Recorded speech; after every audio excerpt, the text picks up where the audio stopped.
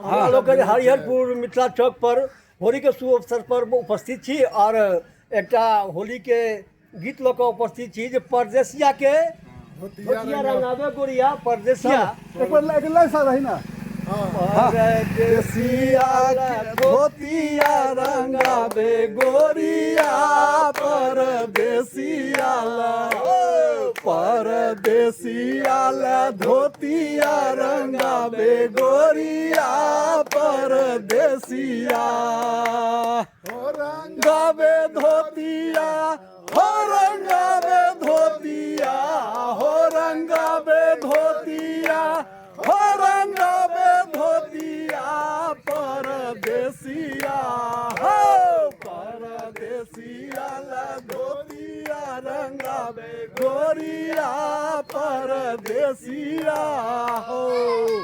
तो सब गोटे एकदम प्रेम से होली खेलियो, प्रेम के बटियो आ प्रेम पाबियो।